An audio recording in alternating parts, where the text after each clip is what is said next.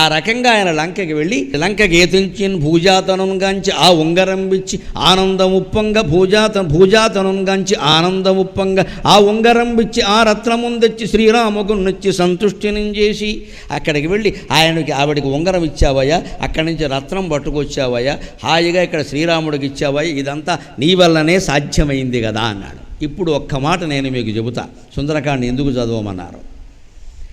ఈ 3 ఆటంకాలు దాటి వెళ్ళేసరికి హనుమంతుడికి దేవతలు ప్రత్యక్షమయ్యారండి. ఇంద్రాది దేవతలు ప్రత్యక్షమయ్యారు. ఎందుకంటే ఈ సాహసం ఇంకెవడూ చేయలే. రావణాసురుడు ఇంతకుముందే 25 మందిని ఎత్తికెళ్ళిపోయినా ఎవడూ ఈ సాహసం చేయలే. అప్పుడు దేవతలు ప్రత్యక్షమై ఆయనతో అన్నదేమిటో తెలుసా? యశ్యత్వేతాని చత్వారి వానరేంద్ర యథాతవ యశ్యత్వేతాని చత్వారి వానరేంద్ర యథాతవ ధృతిర్దృష్టిర్మతిర్దాక్ష్యం సకర్మసు నసీదతి. నీ చరిత్ర మొత్తం చూస్తే ఒక్క విషయం తెలుస్తుందయ్యా హనుమాన్, 4 లక్షణాలు కలిగిన వాడు ప్రపంచంలో ఏ పనిలోనూ ఓడిపోడు అన్నాడు. అందుకోసం అన్ని పనులు అవుతాయి అన్నారు. ఏమిటా 4 లక్షణాలు? ధృతి, దృష్టి, మతి, దాక్ష్యం. ఇప్పటికి కూడా ఉపయోగించేవి ఈ 4. కాగితం మీద రాసుకుని మనలో ఉన్నాయా లేదా చూసుకోవాలి. ముందు ధృతికి, ధైర్యం ఉండాలి. ప్రతిదానికి భయపడుతూ ఉంటే ఏ పని చెయ్యలేము. యథవ ప్రాణం ఎప్పుడైనా పోయేది. కొన్నింటికి తెగించాలి. ఆ ధైర్యం లేనివాడు ఏ పని చేయాలి. అన్నిటికీ భయపడతాడు. అన్నింటికీ తోడు కావాలి. ఎవరో 4 ఉండాలి. ఎవరు ఉంటారమ్మా జీవితాంతం తోడు? అంటే మనమే ధైర్యం తెచ్చుకోవాలి. ధృతికి, దృష్టికి అంటే ముందు చూపు ఉండాలి. ఒక పనిని తలపెట్టాం, ఉద్యోగం, పెళ్లి సంబంధమే కాదు, ఆస్తులు కొంటున్నాం, ఈ నిజమే కొనేస్తాం, ఈ షేర్లో పెడుతూ ఉంటారు చాలామంది. దృష్టి ఉండదండి. ఇది పెరిగింది పెట్టేయి, అది తరిగింది అమ్మాయి, అంతే. ఇంకా ఈ పెరిగినప్పుడల్లా ఏదో పెట్టేసి తరిగినప్పుడల్లా అమ్మేసేవాళ్ళు ఒక ఏడాది అయ్యాక లెక్క చూసుకోండి, ఓ 10-15 లక్షలు శ్రీమిత్రమారమణ గోవింద అయిపోయి ఉంటాయి. ఎందుకు ఈ జోదం? అసలు షేర్లు ఎలా పెరుగుతాయో తెలుసునా? ఆ కంపెనీకి విపరీతంగా లాభాలు వస్తే మన షేరు పెరుగుతుంది, కానీ మామూలుగా ఎలా పెరుగుతుందండి? వీళ్ళు అమ్మేసరికి అది తరిగిపోతుంది, వీళ్ళు కొనేసరికి పెరిగిపోతుంది. అంటే పెంచుతున్నది వీళ్ళే, తగ్గిస్తున్నది వీళ్ళే. ఇంకెంతకంటే అమాయకత్వం ఉందా? అసలు వాడు జోలికే వెళ్ళకూడదు. ఒకవేళ పెడితే ఒక పద్ధతిగా ఎప్పుడు షేర్లో పెట్టే విధానం కూడా ఉంది. సిప్ అంటారు, సిస్టమేటిక్ ఇన్వెస్ట్మెంట్ ప్లాన్. నెలకింత అని మ్యూచువల్ ఫండ్లోనూ షేర్లోనూ పెడుతూ ఉంటే ఆ నెల ఒకే అమౌంట్ పెడుతూ ఉంటే 10 ఏళ్ళైనా ఎక్కడికి పోదమ్మా, వస్తూ ఉంటుంది, పెరుగుతూ ఉంటుంది, తరుగుతూ ఉంటుంది. మన డబ్బు ఎక్కడికి పోదు, బ్యాంక్ డిపాజిట్ కంటే ఎక్కువ వస్తుంది. చేయొచ్చు, ఆ వ్యాపారం చేయొచ్చు, కానీ తెలివిగా చేయాలి. ఇది దృష్టికి. ముందు చూపు ఉండాలి. ముందు చూపు లేకుండా పెరిగింది కాబట్టి పెట్టి, తరిగింది కాబట్టి తీసే, నువ్వు తీయడం వల్లే తరిగింది అది. ఎన్నికలకు ప్రచారానికి వచ్చే నాయకులు చూడు, మందే మొత్తం అందరూ మందే, ఈ మామిడి కుదురంతా మందే, ఇక నువ్వు ఒక్కడవైతే వీడు ఓట్లు లేకపోయినా నెగ్గుతాడుగా, రావడం ఎందుకు? ఇదో పెద్ద నాటకం. మొత్తం అంతా మందే అని ఎందుకంటారంటే మనకే వేసేయమని చెప్పడానికి. మనం కూడా ఏమనుకుంటాం, మొత్తం అంతా వాళ్ళదేనట, మనం కూడా వేసేద్దాం. ఇలా అనుకుని వేసిన వాళ్ళ వల్ల ఆయన నెగ్గాడు, అది విషయం. వీళ్ళు వేయిపోతే ఆయన నెగ్గడం. అందుకే ఓటేసినప్పుడు కూడా వాళ్ళ మాటలు కాదు మనం నమ్మాల్సింది. మంచి వ్యక్తి ఎవరు, వాడు ఏ పార్టీ అయితే మనకేమండి, ఇది ఎక్కడ గోలా? పార్టీని నాయకుడిని చూస్తారు అర్థం లేకుండా. ఇండిపెండెన్స్ ఎవరు మహానుభావులు పోటీ చేసినా నెగ్గడల్లా ఈ దరిద్రం కారణంగా. ఆయన ఇండిపెండెంట్గా పోటీ చేయొచ్చు, గంటో చెప్పో గొడుగో ఏదో ఒకటి ఇస్తారు, ఇవ్వని. ఆయన మంచివాడు, వేయడానికి మనకేమిటండి? మనం ఎలా ఉంటే ఈ నెగ్గడ కదా, నెగ్గాలా? నీ అహంకారం కాకపోతే నువ్వు వేస్తే నెగ్గాలా? అది అహంకారం. నీ అభిప్రాయం చెప్పమన్నారు కానీ వాడు నెగ్గేలా వేయమని చెప్పలేదండి. ఈయన మంచివాడు కాబట్టి మేము ఓటేస్తామంటే ప్రతి ఎన్నికల్లో మంచివాడికే ఓట్లు పడతాయమ్మా ఖచ్చితంగా, అహంకారులకు పడవు. మనం అలా చెయ్యం. పార్టీలు, ప్రచారాలు, నాయకులు, ఈ దరిద్రం అంతా వచ్చేస్తుంది. దానికి కూడా సుందరకాండే ఉదాహరణ. దృష్టి, ముందు చూపు ఉండాలి అని. మతికి, మేధ అంటే తెలివితేటలు. పని చేస్తున్నామంటే తెలివి ఉండాలి. ఆ తెలివి లేకపోతే పని నాశనం అయిపోతుంది. లేకపోతే మందకొడి మనుషులం అయిపోతాం ఖచ్చితంగా. ఇందాక అంతఃపురంలో వెతుకుతున్నప్పుడు ఆయన అనుకున్నాడు తెలివిగా, సీతాదేవిని మరి ఇక్కడ వెతక్కపోతే ఎక్కడ వెతుకుతాం అని అంతఃపురంలోకి వెళ్ళాడు. రావణాసురుడు పక్కనే మండోదరను చూశాడు, భ్రమలో పడ్డాడు పాపం. వెంటనే ఆస్ఫోటయామాస చుచుంబపుచ్చం ననాద జగామ అని పాటలు పాడేశాడు, ఆటలు ఆడేశాడు, తోక ముద్దు పెట్టుకున్నాడు. సీతాదేవి దొరికింది అన్నాడు, భ్రమలో పడ్డాడు. మనం కూడా భ్రమలో పడతాం పనులు అవుతుంటే, అందుకే చదవమన్నారు గ్రంథం. ఆంజనేయుడు కూడా భ్రమలో పడ్డాడు. హనుమంతుడు భ్రమలో పడ్డాడా అని దానికి పూర్వజన్మ కథలు పెట్టడం ఇదో అజ్ఞానం. మా పండితులు ఎలాంటి పనులు చేస్తారు, ఏం పూర్వజన్మ లేవు దీని వెనకాల. ఆయన భ్రమలో పడ్డాడు, మనము పడతాం, అందుకే చెప్పారు. పుట్టుకతోనే ఎవరు గొప్పవాళ్ళు కాదండి. నేను గొప్పవాళ్ళని ఆయన అనలేదు ఇక్కడ, మనమే అంటున్నాం అనవసరంగా. అందుకే మనం దేవతలకు దూరం అయిపోయాం, దెయ్యాలకి దగ్గరయ్యాం. దేవతలు కూడా మనలాంటి వాళ్ళే, పుట్టారు, పెరిగారు, కష్టపడ్డారు, సాధించారు. మనము అంతే. ఈయన అల్లరి చేశాడు, శాపానికి గురయ్యాడు, తర్వాత బాగుపడ్డాడు. మనము అంతే. ఆ మాత్రం గ్రహించడానికి హనుమంతుడిని అవమానించినట్టు కాదు అది. ఆయన పొరపాటు పడ్డాడు. పడిన తర్వాత ఏమనుకున్నాడు, సీతాదేవి దొరికింది అన్నట్టు. నా పిచ్చి కానీ ఈవిడ రావణాసురుడు పక్కలో పడుకుంది, సీతాదేవి ఇక్కడ పడుకుంటే నేను ఇక్కడికి రావడం ఎందుకు, ఖర్చులు దండగా. సీతాదేవి రావణాసురుడు చెయ్యి మీద ఉంటే నేను రావడం ఎందుకు, పని లేక, పైగా వెళ్ళడం ఎందుకు, వెనక్కి ఈ వార్త రాముడికి చెప్పి గుండె పగిలేలా చేయడానికా, ఇంకా దేనికి ఇక్కడ. అంచేతను సీత ఇలా చేస్తుందా, ఆమెను చూడలేదు మనిషిని, కానీ ఎంత నమ్మకం అంటే రాముడు చెప్పిన ప్రకారం ఆలోచిస్తే సీత ఇటువంటి పని చెయ్యదు, అందువల్ల ఈవిడ సీత కాదు, ఇది మతిహి నిర్ణయించుకున్నాడు. పైగా అప్పుడేమన్నాడు, ఇంకో ఆలోచన వచ్చింది, అయ్య బాబోయ్ వీడి దుంపదగ, ఇంత సౌశీల్యవతి, ఇంత సౌందర్యవతి, నా చేత సీతాదేవేమోను నన్ను భ్రమలో పడేసిన ఆవిడ భార్యగా ఉండగా మళ్ళీ వీడికి పరస్త్రీ ఎందుకండి, వీడిని నాశనం అయిపోవడానికి కాకపోతే అనుకున్నాడు. పోనీ ఏమైనా లేరా, ఆవిడ చాలా అందమైంది, పైగా మండోదరి సవాల్ చేసింది రావణాసురుడిని, విద్యలో కానీ, శీలంలో కానీ, వ్యక్తిత్వంలో కానీ సీత నా ముందు ఎలా సరిపోతుందో తీసుకురా, నీ కర్మగాలి ఆవిడ పాల్పడ్డామని చెప్పింది, రామాయణంలో ఉంటుందన్నమాట. అంతటి వ్యక్తిత్వం మండోదరిది. మండోదరి ఏమీ తక్కువ కాదు. అందుకే అహల్య, ద్రౌపది, సీత, తారా, మండోదరి తథా పంచకన్యా స్మరే నిత్యం మహాపాతక నాశనం అన్నారు. మండోదరిని స్మరించినా కూడా పాపాలు పోతాయి. రాక్షసుల్లో కూడా గుణాన్ని బట్టి గౌరవించిన ఏకైక జాతి హిందూ జాతి, ఏకైక ధర్మం హిందూ ధర్మం. కులాన్ని బట్టి గౌరవించకుండా మనం ఎప్పుడు గుణాన్ని బట్టి గౌరవిస్తాం. రాక్షసులందరూ దుర్మార్గులు కాదు. బలిచక్రవర్తి మహాసౌజన్యమూర్తి, ప్రహ్లాదుడు మహాభక్తుడు, ఇగో విభీషణుడు, ఆయన ఎంత ఉపకారం చేశాడు. మండోదరి సీతతో సమానంగా గౌరవించారు. అంచేత గుణాన్ని బట్టే మన హిందూ జాతి స్త్రీలని పురుషుల్ని గౌరవించింది, కానీ పుట్టుకను బట్టి ఎవరిని అవమానించలేదు, పుట్టుకను బట్టి ఎవరిని గౌరవించలేదు. మనం ఇప్పుడు పుట్టుకను బట్టి ఎవరిని అవమానిస్తున్నామంటే మనం హిందువులం కాదు, హిందుత్వం మనకు అర్థం కాలేదు. హిందువులు అలా చెయ్యరు. ఇది ఈ పురాణమే సాక్ష్యం. ఇది మతిహి దృష్టిహి ధృతిహి దృష్టిహి మతిహి దాక్ష్యం. తెలివితేటలతో ఆలోచించాలి.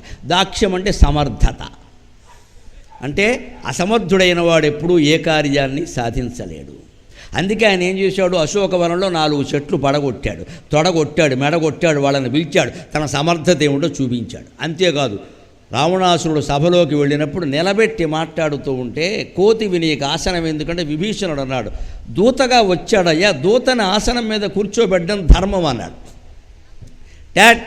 రాముడు దూతను నేను గౌరవించేది ఏమిటంటే నీ ఆసనం నాకు అక్కర్లేదు అని మహావాలగాత్రం అని తోక చుట్టి రావణాసురుడు సింహాసనం కంటే పైకి లేపి దాని మీద కూర్చున్నాడు. అది హనుమంతుడు. నువ్విచ్చేదేమిటి బోడాసనం అని ఇంగ్లీషు మాట్లాడుంటాడు బహుశా. టేక్ యువర్ ఓన్ సీట్ అంటాం కదా, ఆయన ఓన్ సీట్ ఆయన తీసుకున్నాడు. అక్కడ నా సీటు నేను సంపాదించుకుంటాను, నువ్విచ్చేదేమిటాయా అని శుభ్రంగా పైకి కూర్చొని రామాయణంలో ఉన్న విషయం అది. నేను చదివి చాలా ఆనందించే ఇటువంటి చమత్కారాలు కూడా వాల్మీకి రాశాడు రాని. అలాగ మతికి ధృతికి దృష్టికి మతికి దాక్ష్యం, ఈ 4 లక్షణాలు ఉంటే హనుమంతుళ్ళ మనం కూడా పనులు సాధిస్తాం. అవన్నీ చేశాడు కాబట్టి ఇప్పుడు కవిగారు అంటున్నాడు, కుంభకర్ణ సుగ్రీవుని నంగదుంజంబవంతాది వీరాజులను కూడా ఆ సేతువుం దాటి ఆ వానరుల్ మూకపెన్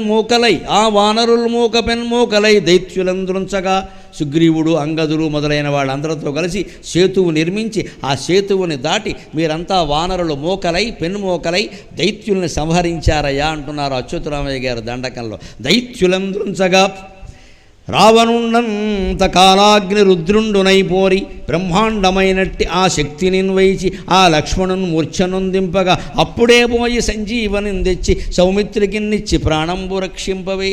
ఇంతమంది పెద్దవాళ్ళు చనిపోయేసరికి రావణుడికి చాలా కోపం వచ్చింది. తన కుమారుల్లో సగం మంది పైన చనిపోయారు, మహావీరులు చనిపోయారు. ఇంతకీ వానరులు వాడిన ఆయుధం ఏదీ లేదు, ముష్టిఘాతాలు తప్ప. పైగా రామాయణం చదివితే నాకు విచిత్ర భావన కలిగింది. అధర్మానికి పాల్పడిన వాడి సంపదలే వాడికి ఆపదలవుతాయి. అధర్మానికి పాల్పడితే మన సంపదలు మనకు ఆపదలవుతాయి, మన వాళ్ళే మనమే తిరగబడతారు. ఎలాగో తెలుసా, వానరులు ఏ ఆయుధము వాడలేదు, వాడిన ఆయుధాలు ఏమిటో తెలుసా, చెట్లు పర్వతాలు అవన్నీ లంకలోవే అని వాడారు. మళ్ళీ అక్కడి నుంచి తేలేదు. అనవసరంగా లగేజీ ఛార్జీ చెక్కిన్లో వెయ్యాలి విమానంలో, ఎవడు భరిస్తాడు? లంకలో ఉండే కొండ తీసి వాడి మీద వేశారు, లంకలో ఉండే చెట్లు బీకి వాళ్ళ మీద వేశారు. అంటే ఏమైంది? వీడి దగ్గర వీడు పెంచిన చెట్లు, వీడి దగ్గర వీడు పెంచిన పర్వతాలు వీడికి అపకారం చేసే కారణం ఏమిటి? అధర్మం కారణంగా, అధర్మం కారణంగా. అదే ధర్మానికి బద్ధుడే ఉండడం కారణంగా ధనుర్బాణాలు తప్ప వేరే ఆయుధాలు ఏవీ లేకపోయినా సరే 10 కోట్ల మంది వానరులు రామలక్ష్మణుల వెనకాల వచ్చారు. అది ధర్మం గొప్పతనం, ధర్మం గొప్పతనం. 10 కోట్ల మంది. అసలు సుగ్రీవుడు రావణాసురుని చూడ్డానికి వెళ్ళినప్పుడు పైన దూకి ఉంటే పైకి దూక్కుంటూ వెళ్ళాడు వాడిని చంపేద్దామని. అప్పుడు రావణాసురుడు పైన ఉండి ఒక మంత్రిని పిలిచి వానరుల సైన్యం ఎంత ఉంటుందో చెప్పగలవా అన్నాడు. ఆ చెప్పిన అంకె ఎంతో తెలుసా? 1, 5, 15 వేసి పక్కన 22 సున్నలు వేయాలి. అంత ఇది 1, 5, 15 వేసి 22 సున్నలు వేస్తే ఎంత అవుతుందో అంత వానర సైన్యం. అనంతం అనంతం అన్నాడు దాన్ని లెక్క పెట్టలేక.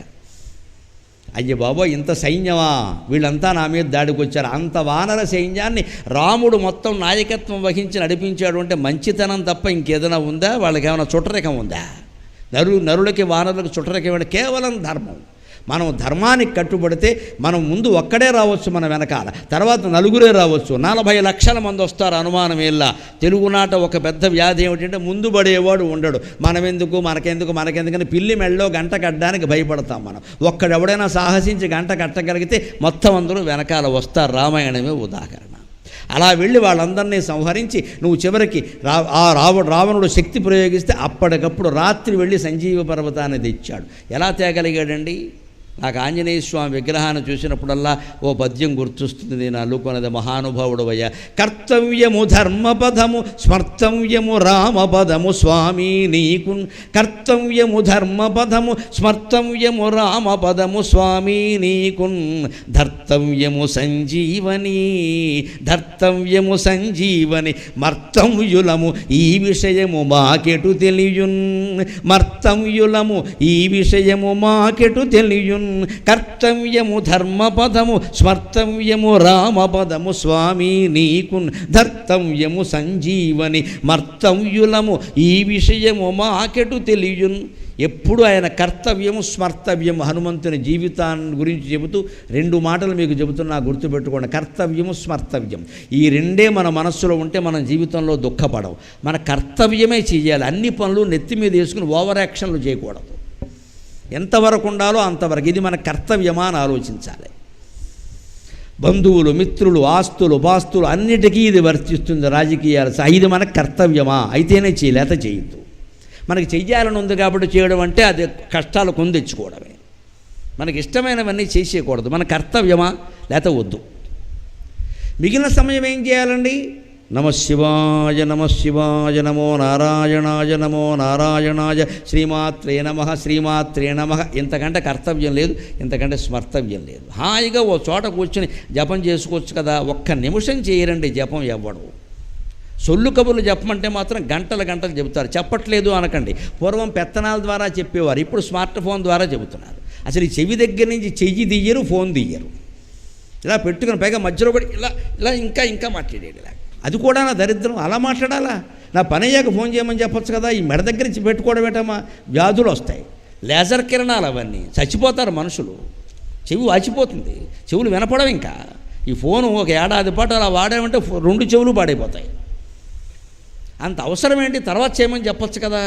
పని అయ్యాక మాట్లాడతానని ఆఫీసులో ఫోను, బస్సులో ఫోను, రైల్లో ఫోను, వంట చేస్తే ఫోను, పెంట చేస్తున్న ఫోనే. అంత అవసరమా? ఫోన్ లేకపోతే నడవదా? దాని సమయాన్ని మనం తగ్గించుకోలేమా? మిగిలిన సమయం అంతా భగవద్ధ్యానానికి కేటాయించలేమా? అది స్మర్తవ్యం, కర్తవ్యం. కాబట్టి ఆయన అవసరమైనప్పుడు తెల్లారేలోగా సంజీవ పర్వతం తేవాలంటే వెళ్ళిపోయాడు. మళ్ళీ ఆలోచించలేదు. పైగా అక్కడికి వెళ్ళాక సమస్య వచ్చింది. దక్షత అంటే అదే. వెళ్ళిపోయాడు. ముందు చూసి రమ్మంటే కాల్చి వచ్చే రకం కదా, వెంటనే వెళ్ళిపోయాడు. వెళ్ళాక అనుమానం వచ్చింది. ఆయన ఏవో చెప్పాడు 4 మాటలు, కంగారులో గుర్తు చేసుకోలేదు. విశల్యకరణి, సంధానకరణి, సంజీవకరణి, ఇలా ఏవో చెప్పాడు.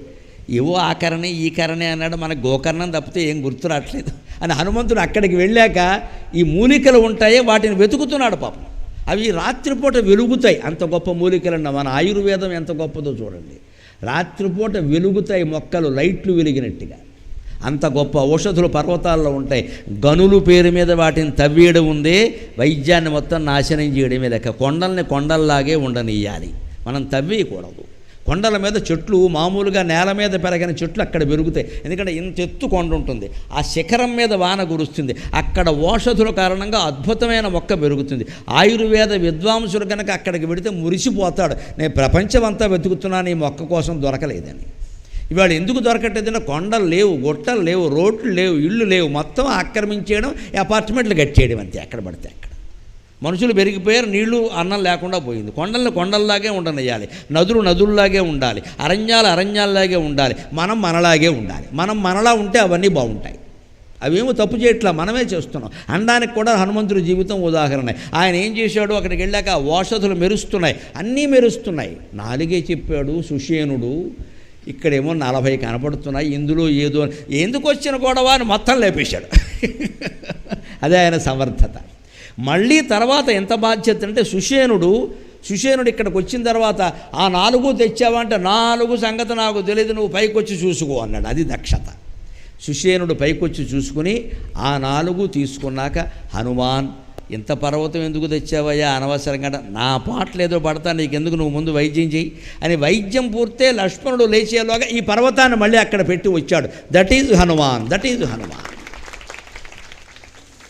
అది సమర్థత అంటే. అపకారం చేయాల, పర్యావరణానికి అపకారం చేయాల, ప్రకృతిని పాడు చేయాలి, పర్వతాన్ని మళ్ళీ అక్కడ పెట్టొచ్చాడు. నీకు కావలసిన తీసుకోవా, ఎందుకు వచ్చిన గొడవ అని అక్కడ పెట్టొచ్చాడు. ఇది ఆయన చేసింది. అలా సంజీవి తెచ్చి సౌమిత్రుని రక్షించావయ్యా నువ్వు. అందుకని అప్పుడు రావణుంజం అవారందరిన్ రావణుంజంపగా అంతలోకంబులానందమయ్యుండ అవ్వేళలన్ వేడుకన్ దోడుకన్ వచ్చి సీతామహాదేవినంచెచ్చి శ్రీరాముతో చేర్చి అయోధ్యకున్ వచ్చి పట్టాభిషేకంబు సవరంభమయ్యున్న నీకన్నా నాకెవ్వరున్ కూర్మి లేరన్ సుమన్నింపడి. అంత యుద్ధము జరిగి సీతాదేవితో సహా రామచంద్రమూర్తి పట్టాభిషేకం చేసుకున్న సందర్భంలో అందరికీ ఆయన వానరులందరికీ కృతజ్ఞతలుగా బహుమతులు పంచిపెడుతున్నట్ట. పంచిపెడుతుంటే సీతాదేవి అడిగింది, పాపం ఒక 100 మందికి పంచేశాక ఈవిడ అంతవరకు చూస్తోంది, హనుమంతుని పిలుస్తారేమో, ఏదన్నా బతుకు కాపాడింది ఆయన లేకపోతే నేను ఏమయ్యేదాన్ని, ఈ పెద్ద మనిషి ఆయన పట్టించుకోవట్లేదు, కష్టపడిన వాళ్ళని పట్టించుకోవట్లా, ఈ కోతులన్నిటికీ ఇస్తున్నాడు ఇక్కడ అని ఆయన ఏవోవో పట్టుకెళ్ళి రత్నాలు వజ్రాలు ఇస్తూ ఉంటే పక్కన రామచంద్రమూర్తిని ఇలా నెమ్మదిగా అంటుంది ఆవిడ, హనుమా హనుమా హనుమా. అనుమానం లేదు, ఊరుకో అన్నాడు ఆయన.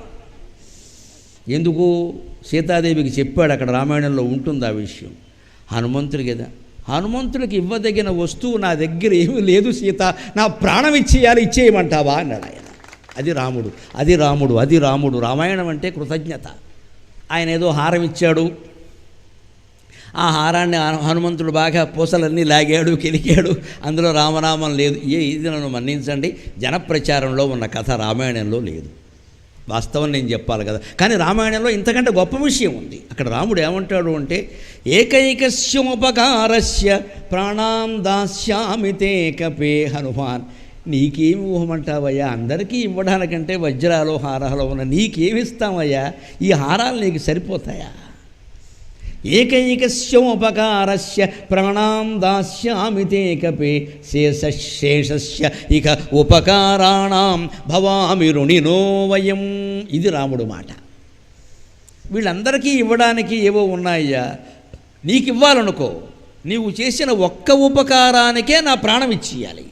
అసలు సీతాదేవిని చూసి వచ్చి నాకు సీతాదేవి బతుకుంది, దృష్టా సీత అని చెప్పావే, అప్పుడే నా ప్రాణం ఇచ్చేయాలి నీకు. ఇంకో మార్గమే, అంతకంటే అది అంత ఉపకారం. అది దానికి ఏం బహుమతులు ఉండవు, అదే ఛార్జీలు ఇచ్చి పంపించే విషయం కాదు అది, లేకపోతే మంత్రి పదవి ఇచ్చి గౌరవించేది కాదు, ప్రాణమే ఇచ్చేయాలి. మరి ప్రాణం ఇచ్చిన తర్వాత మనిషికి ఇంకేం ఉండదు కదా. నువ్వు చేసిన ఒక్క ఉపకారానికే నా ప్రాణం ఇచ్చేయాలి. మరి అది ఒక్కటేనా నువ్వు చేసింది? సముద్రాన్ని దాటావు, అంత ఉపకారం చేసావు, సీతాదేవి జాడ చెప్పావు, రాక్షసుల్ని చంపావు, లంకని కాల్చావు, ఎంత హడావుడు చేసావు నా కోసం. నేను ఇవన్నీ చేయమని చెప్పానా? నేను చూసి రావయ్యా అన్నాను, నువ్వు కాల్చి వచ్చావు మొత్తం. రాముడు అంటే ఏమిటో తెలియజేసావు. పైగా వాడు గుండెలు అదిరిపోయేలా ఒక మాట మాట్లాడు, రావణాసుర ఎవరితో యుద్ధం చేస్తున్నావు నువ్వు అన్నాడు. రాముడు అన్నాడు. రాముడా, నీకు తెలుసా ఆయన ఎవడో, నువ్వు ఎవడి చేతుల్లో ఓడిపోయావు అన్నాడు. కార్తవీర్యార్జునుడి చేతుల్లో. కార్తవీర్యార్జునుడు ఎవరి చేతుల్లో ఓడిపోయాడు? పరశురాముడి చేతుల్లో. పరశురాముడు ఎవరి చేతుల్లో ఓడిపోయాడు? రాముడి చేతుల్లో. బుద్ధి ఉందా లేదా? వాడితో ఆయనతోనా నువ్వు యుద్ధం చేసేది అన్నాడు. నీకంటే 4 రెట్లు పెద్దవాడు. నిన్ను ఓడించిన వాడు కార్తవీర్యార్జునుడు, ఆయన్ని ఓడించిన వాడు పరశురాముడు, ఆయన్ని ఓడించిన వాడు రాముడు. 4 రెట్లు పెద్ద ఆయనతో ఎలా యుద్ధం చేస్తావయ్యా? అర్థం లేకుండా మాన సింపుల్ థింకింగ్ లాజిక్ ఎల్కేజీ కుర్రాన్ని అడిగినా చెప్తాడు ఈ విషయం అన్నాడు. సమానంతో కూడా యుద్ధం చేయాలి. నీకంటే ఎంత అధికుడు రాముడు, అతనితో నువ్వెలా యుద్ధం చేస్తావు? ఇలాగ వాడిని మైండ్ గేమ్ అంటారా, మైండ్ గేమ్ ఆడేశాడు అక్కడ. వాడిని ఎంత నీరసపడిపోయేలాగా. తర్వాత యుద్ధంలో ఎంతమంది ప్రాణాలు పోయే పరిస్థితి వచ్చింది. నాగాస్త్రం వేస్తే ఇంద్రజిత్తు రామలక్ష్మణులు బంధింపబడ్డారు. ఆ ప్రమాదం నుంచి ఎవరు కాపాడారు? హనుమంతుడు. లక్ష్మణుడికి చనిపోయినంత పని అయితే ఆయనకి సంజీవన తెచ్చి ఎవరు కాపాడారు? మరి ఈ ఉపకారాలన్నిటికీ ఏమి ఇయ్యాలి హనుమాన్? నువ్వు లంకకి వెళ్ళి సీతాదేవి జాడ చెప్పినందుకే నా ప్రాణం ఇచ్చేయాలి కదా. ఇంకా ఈ ఉపకారాలన్నిటికీ ఏమి చేయాలి? భవామ రుణినో వయం అంటే రాముడు ఏమంటున్నాడంటే నేను నీకు జన్మజన్మలకి రుణపడి ఉంటాను అన్నాడు. అంటే మనం హనుమన్నామ సంకీర్తన చేస్తే రామనామ సంకీర్తన చేసినట్టే. ఎక్కడ సుందరకాండ చదువుతూ ఉంటామో, ఎక్కడ హనుమత్ సంకీర్తన ఈ ఆంజనేయ దండకం పఠింపబడుతూ ఉంటుందో అక్కడ రామానుగ్రహం సీతానుగ్రహం నిరంతరం ప్రసరిస్తుంది. ఇది సారాంశం. ఇంకొక మాట చెప్పుకొని 5 నిమిషాల్లో మనం సెలవు తీసుకుందాం. ఇంత గొప్పవాడివి కాబట్టి నీకేమీ ఇయ్యలేక ఇలా అన్నాడు కదా ఆయన. అందుకని ఒక్క మాట నేను చెబుతున్నానయ్యా. శ్రీరామ భక్తి ప్రశస్తంబుగా నిన్ను సేవించి నీ రామ సంకీర్తనలు చేసినన్ పాపముల్ బాయవే భీతులుందీరవే భాగ్యముల్ గల్గవే సర్వ సామ్రాజ్యముల్ సర్వ సంపత్తులున్ గల్గవే. నీ నామ సంకీర్తన జరిగి నీ చరిత్రను వింటే మా పాపాలన్నీ పోతాయి, మా భయాలన్నీ పోతాయి, మాకు భాగ్యాలు కలుగుతాయి, సంపదలు కలుగుతాయి, సామ్రాజ్యాలు కలుగుతాయి. అంతకంటే కావలసిందేమిటి? హా వీరా హనుమంత, ఓ సుందరాకార వానరాకార, ఓ పుణ్యభక్తమందార, ఓ పుణ్య సంచార. భక్తులు నువ్వు కల్పవృక్షం లాంటి వాడివి. ఓ వీర, ఓ శూర, నీవే సమస్తంబు, నీవే ఫలప్రాప్తిగా తారక బ్రహ్మమంత్రంబులో నించుచున్. రామ రామ అనేటువంటి నామాన్ని ఉచ్చరించేటప్పుడు దీనికి కర్త ఎవరు, భర్త ఎవరు, ఫలప్రాప్తి ఎవరు అంటే హనుమంతుడే హనుమంతుడే హనుమంతుడే అనుకుని చెయ్యాలి. ఎప్పుడు ఎంత దేవతలకైనా ఆప్తులు అంటూ కొంతమంది ఉంటారు. సీతారాములు మనకి వశం కావాలంటే వాళ్ళకు ఆప్తుడెవరు? హనుమంతుడు. అందుకని ఆయన్ని ప్రార్థిస్తే ఈయన రికమెండేషన్ చేస్తాడు. కాస్త వీడు నా భక్తుడు అస్తమాను అని చెబుతాడు. అందుకని అలాగ మన చుట్టరికాల్లో ఉన్నట్టే అక్కడ ఉంటుంది కాస్త. అందుకని నీకు నేను ఆప్తుడైతే రాముడికి కూడా అవుతానయ్యా, దానికి ఉంది. నిన్నే మూలమైన వ్యక్తిగా ఫలప్రాప్తిగా భావించి నేను తారక బ్రహ్మమంత్రంబు జపించుచున్. దానివల్ల కలిగే మేలేమిటో తెలుసా? వజ్రదేహంబునం దాల్చి. మన దేహాల ముందు వజ్రంగా మారుతాయి. స్త్రీ పురుషులందరికీ కూడా ఇవాళ వజ్రదేహం అవసరం. నేను అమ్మాయిల్ని నా అమ్మాయిలుగా భావించి చెబుతున్నా, మీరు కూడా వ్యాయామం చేయాలమ్మా. గట్టి దృఢమైన దేహం సంపాదించుకోవాలి. ఎవడో వెనకాల పడగానే కియ్యమని అరిస్తే ఎవడు లేడు ఇక్కడ రావడానికి. గోబ్బ అగలగొట్టేసేలా ఉండాలి వ్యవహారం. అందుకని ఎవడో మొగాడు వస్తాడు, రక్షిస్తాడు. లేకపోతే రాత్రి ఆడాళ్ళు బయటికి వెళ్ళకూడదు. బయటికి వెళ్ళకుండా ఎలా ఉంటారండి? ఈవేళ పనులు ఎలా ఉన్నాయి? మన ధైర్యం మనం తెచ్చుకోవాలి. మన సమస్యలు మనం పరిష్కరించుకోవాలంటే మీరు హనుమంతుడు నమ్ముకుని మీరు వ్యాయామం చెయ్యండి. ఫిజికల్ ఫిట్నెస్ అంటే బలం, శరీర బలం సంపాదించాలి. పిడికిలు మూసి కొడితే మళ్ళీ ప్రాణాలు పోవాలి. చెప్తే బాగుండదు కానీ ఆయువు పట్టు ప్రదేశాలు కొన్ని ఉంటాయి. మొహమాట పడకుండా కొట్టేయాలంటే ఒకటే దెబ్బ, పోతాడు పైకి ఒకటే దెబ్బ. ఆ మాత్రం ధైర్యం ఆడవాళ్ళు సంపాదించుకోవాలి కానీ ఊరికే ప్రభుత్వాన్ని తిడుతూ కూర్చోవడం, పోలీసులను తిడుతూ కూర్చుంటే ప్రయోజనం లేదమ్మా. అందుకని ఎవరికైనా ఆయన బలాన్ని ఇస్తాడు. వజ్రదేహంలా ఉంటుంది అది. అప్పుడు శ్రీరామ శ్రీరామయంచున్ మనఃపూతమై ఎప్పుడు తప్పకన్ గొల్తూ. మిగిలిన సమయం అంతా చదువుకునే సమయం, వ్యాయామం చేసే సమయం, ఏవో కొన్ని ముఖ్యమైన సమయాలు తప్పితే మిగిలిన సమయం అంతా మనం శ్రీరామ శ్రీరామ శ్రీరామ శ్రీరామ అనే జపం చేస్తే హనుమంతుడు మన అనుగ్రహిస్తాడు. హనుమంతుని యొక్క చరిత్ర చదివితే రాముడు అనుగ్రహిస్తాడు. మొత్తం ఉభయుల అనుగ్రహం మనం పొందగలుగుతాం. అలా పొందగలుగుతున్నానయ్యా నువ్వు బ్రహ్మవై అని చెబుతూ ఇంకొక మాట ప్రత్యేకంగా చెబుతున్నారు ఇక్కడ అచ్యుతరామయ్య గారు. ఓంకార హ్రీంకార శబ్దంబులన్ శాకిని ఢాకిని మోహిని గాలి దెయ్యంబులన్ నీదు వాలంబులన్ జుట్టి నేలన్ వడంగొట్టి నీ ముష్టిఘాతంబులన్ నీ బాహుదండంబులన్ రోమఖండంబులుంజేయవే. ఎప్పుడైనా ఇంట్లో దెయ్యాలున్నాయని కానీ, లేకపోతే ఎవరో చేతబడి చేశారని కానీ, బాణామతి చేశారని కానీ ఇటువంటివి ఏమన్నా భయాలు కలిగితే ఎవరన్నా చెబితే అక్కడ ఈ ఆంజనేయ దండకం చదువుకుంటే అటువంటి భయాలు ఏవి ఉండవు. ఇంకా ఇది అంత గొప్ప దండకం, ఎవరికి వారే చదువుకోదగిన దండకం. హనుమాన్ చాలీసా చదవచ్చు కానీ మనకు అర్థం కాదు, ఏదో మహిమ కోసం చదవాలి. ఇది అర్థమవుతుంది, మనస్సులోనే ఉంటాయి మహిమలన్నీ, అర్థమవుతుంది కాబట్టి హాయిగా ఉంటుంది. నేను వెళ్ళిన తర్వాత ఈ దండకాన్ని మొత్తం డీటీపీ చేయించి తలారి వాసు గారికి పంపిస్తాను. దాన్ని అక్కడ నెట్లో అందరికీ అందుబాటులో ఉండేలా చేస్తారు. ఇక్కడ కాగితాలు పంచిపెడదాం అనుకున్నాం, కానీ ఇంతమంది కాగితాలు ఇస్తే సగం మంది ఇక్కడే బారేస్తారు మాకు తెలుసు. లేదు అందులో ప్రసాదం పొట్లం కట్టుకు పట్టుకెళ్ళిపోతాడు. ఈ వేషాలన్నీ నాకు తెలుసు, అందుకే నేను వద్దని చెప్పాను. నేను ఇప్పుడు మీకు ఆసక్తి కలిగింది కాబట్టి నేను వెళ్ళాక దీన్ని ఏమంటే అచ్చు తప్పులు కానీ అసలు తప్పులు కానీ ఏమీ లేకుండా పూర్తిగా డీటీపీ చేయించి ఆయనకి పంపిస్తాను. దాని తర్వాత ప్రింట్లు తీసి ఇవ్వాల్సిన వాళ్ళకి ఇస్తారు, నెట్లో పెడతారు. పెడితే అందరూ దాన్ని తీసుకోవచ్చు.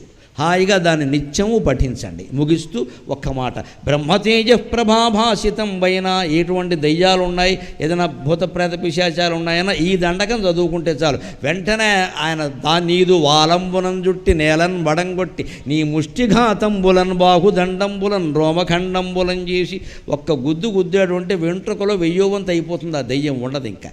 దానికి మళ్ళీ వాళ్ళని ఆశ్రయించి వీళ్ళని ఆశ్రయించి భూత వైద్యులను ఆశ్రయించి రకరకాల మోసాలకు గురయ్యే కంటే ఆంజనేయ దండకం చదువుకోవడం మంచిది. అంచేత కాలాగ్ని రుద్రుండవై బ్రహ్మతేజ ప్రభాభాసితం పైన నీ దివ్య తేజంబు చూపించుచు, బ్రహ్మతేజస్సుతో ఉండేటువంటి నీ దివ్య తేజస్సును నాకు చూపించవయా అని అంటూ ఆయన దీనంగా ఒక్క మాట అంటున్నాడు.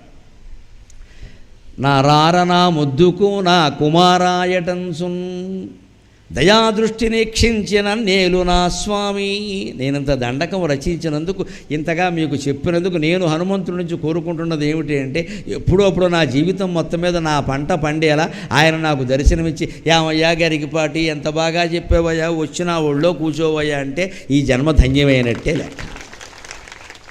ఈ జీవి ఎప్పటికైనా కోరుకునేది అంతే. భగవంతుడు ప్రత్యక్ష దర్శనం గావించి మన ఆయన ఒళ్ళోకి పిలిచి కూర్చోవయ్యా, చాలా బాగా ప్రవచనాలు చెప్పేవయ్యా, నేను ఆశీర్వదిస్తున్నాను అంటే ఆ తర్వాత ఆయన ఏం చెబితే చేస్తాం. ఇంకా మన పని ఉండదు అక్కడ, మహాధైర్యంగా చేస్తాం. మొత్తం వీటి నుంచి నేను ఆశించేది అదే తప్ప మీ నుంచి కానుకలు కట్నాలు కాదమ్మా. కార్యకర్తలు సత్కారం చేస్తారు అంతే, మీరందరూ చూసి సంతోషించండి. మొత్తం అంతా వేదిక మీద వచ్చేసి నన్ను కప్పేద్దామని చూడకండి, వేదిక కూలిపోయే ప్రమాదం కూడా ఉంటుంది. మీ అందరి నుంచి నేను కోరుకునేది ఒక్కటే, నాకు పద్మశ్రీ బిరుదాన్ని కేంద్ర ప్రభుత్వం ప్రకటించగానే చాలామంది నాకు ఫోన్లు చేసిన వాళ్ళు మాకే వచ్చినట్టుంది అన్నారు. అదే నేను కోరుకునేది, ఆ భావంతోనే మీరు. అంటే ఇక్కడ సత్కారం జరిగితే మీకు జరిగినట్టే లెక్క. ఆచరణ తప్పితే గరికిపాటి నోటి నుంచి మరొక మాట రాదు. ఆరాధన కంటే ఆచరణ ముఖ్యం. ఇందులో ఏ ధర్మాలు ఏ నీతులు మనం చెప్పామో వాటిని ఆచరణలో పెడితే మీరందరూ నాకు సన్మానం చేసినట్టే లెక్క. సద్బ్రహ్మచారి నమో వాయుపుత్ర నమస్తే నమస్తే నమస్తే నమః. మనోజవం మారుతతుల్య వేగం జితేంద్రియం బుద్ధిమతాం వరిష్టం వాతాత్మజం వానరయోధ ముఖ్యం శ్రీరామదూతం శిరసా నమామి. స్వస్తి.